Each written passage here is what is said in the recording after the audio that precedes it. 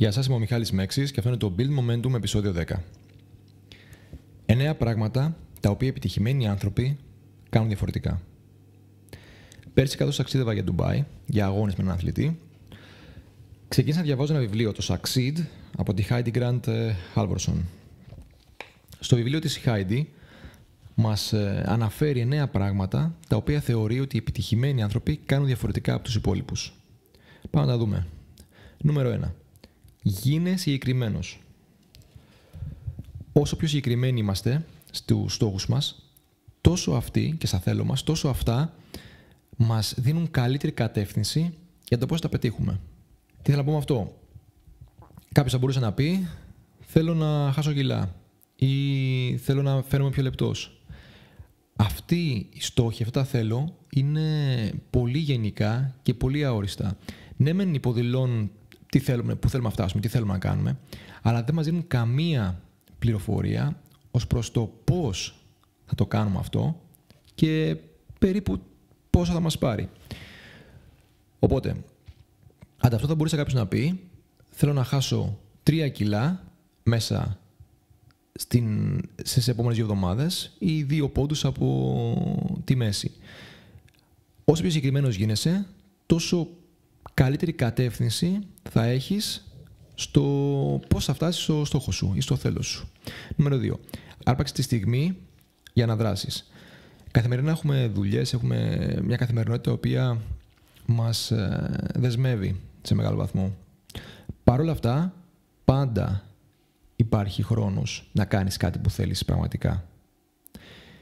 Για να μπορέσεις να αρπάξεις την ευκαιρία και να χρησιμοποιήσεις τη στιγμή, το πιο αποδοτικό πράγμα που μπορείς να κάνεις είναι να έχεις ένα πλάνο.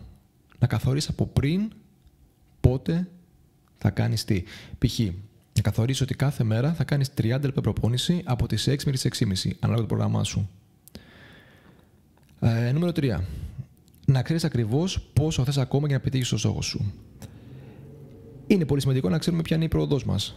Πόσο έχουμε προχωρήσει σε αυτό που κάνουμε, στην προσπάθειά μας και πόσο θέλουμε ακόμα.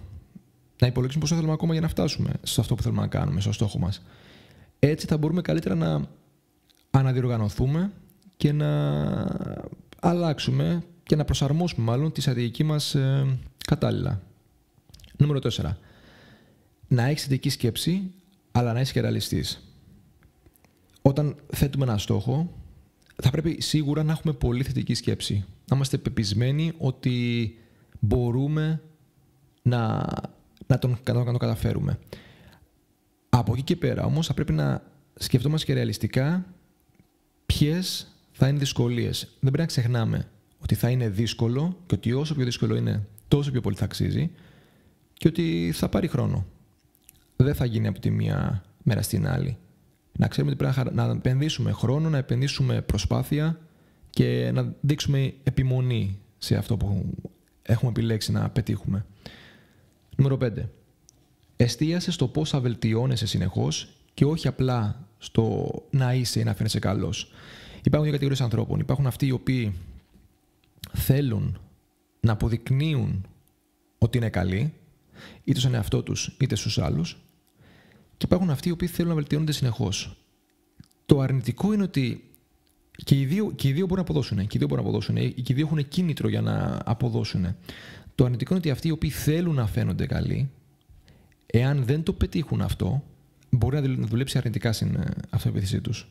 Ενώ αυτοί οι οποίοι θέλουν να βελτιώνονται, ξέρουν ότι και να μην φαίνονται καλοί και να μην είναι καλοί κάποια στιγμή, κάποια συγκεκριμένη στιγμή που το χρειαστούν, δεν θα τους επηρεάσει. Γιατί είναι και αυτό κομμάτι της βελτίωσης, κομμάτι όλης της διαδικασίας αυτής. Νούμερο 6. Να έχεις θάρρος. Σίγουρα κάτι μεγάλο, κάτι το οποίο θέλει επιμονή, θέλει διάρκεια, για να το πετύχεις θα πρέπει να έχεις θάρρος. Το καλό είναι ότι παρόλο που δεν έχουν όλοι οι άνθρωποι το ίδιο σθένος, ας το πούμε, το ίδιο θάρρος για να κυνηγήσουν κάτι το οποίο θέλουν, αυτό μπορεί να φτιαχτεί, μπορεί να διορθωθεί. Δεν είναι κάτι το οποίο είμαστε φτιαγμένοι με αυτό, μπορούμε να το βελτιώσουμε.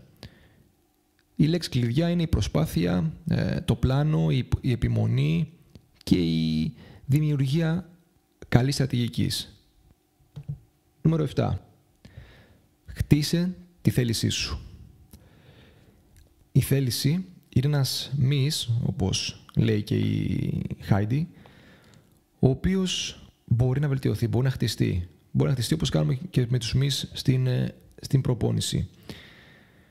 Όταν υπάρχει δυσκολία μπροστά, όταν κάνεις ένα workout το οποίο είναι πολύ δύσκολο, πολύ μεγάλο σε διάρκεια, ή όταν έχεις ένα μάθημα το οποίο το διαβάζεις και σου τρώει πάρα πολύ χρόνο, είναι πάρα πολύ απαιτητικό για πολλούς να μπορέσουν να κρατήσουν ψηλά τη θέλησή τους, να κρατήσουν δυνατή τη θέλησή τους, να τελειώσουν, να ολοκληρώσουν αυτό που έχουν ξεκινήσει. Όμως όλα είναι στο μυαλό. Κάθε φορά που θα υπάρχει κάτι το οποίο θα σας δυσκολεύει πάρα πολύ και θα σας κολλάει στο μυαλό, μπορείτε να το αφήσετε στην άκρη και να επικεντρωθείτε σε κάτι άλλο, όπως είναι η πρόοδος που έχετε κάνει, πώς είναι τα θετικά που έχετε αποκομίσει από όλη την προσπάθεια, π.χ. σε μια δίαιτα που μπορεί να έχει κρατήσει πάρα πολύ καιρό. Σίγουρα υπάρχουν θετικά, σίγουρα υπάρχει πρόοδος και σίγουρα κάτι το οποίο είναι δύσκολο στην αρχή, ο χρόνος και η επιμονή το κάνει πιο εύκολο. Νούμερο 8. Μην δοκιμάσεις την τύχη σου. Μπορεί να έχουμε θέληση, μπορεί να έχουμε δουλέψει πάρα πολύ την επιμονή μας, τη θέλησή μας και να είμαστε πεπισμένοι ότι θα πετύχουμε. Κάποιες φορές πρέπει να ξέρουμε και τα όρια μας. Δεν χρειάζεται να παίρνουμε παραπάνω ρίσκα από ό,τι πρέπει, θέτοντας τους εαυτούς μας σε κίνδυνο, ή δεν πρέπει να κάνουμε παραπάνω από ένα task τη φορά. Πρέπει να ξέρουμε τα όρια μας και να μπορούμε να βάλουμε ένα stop όταν χρειάζεται. Νούμερο 9, τελευταίο, εστίασε σε τι θα κάνεις και όχι σε τι δεν θα κάνεις. Όλα είναι θέμα συνηθιών και όλα είναι θέμα το πώς τα φτιάχνουμε στο μυαλό μας.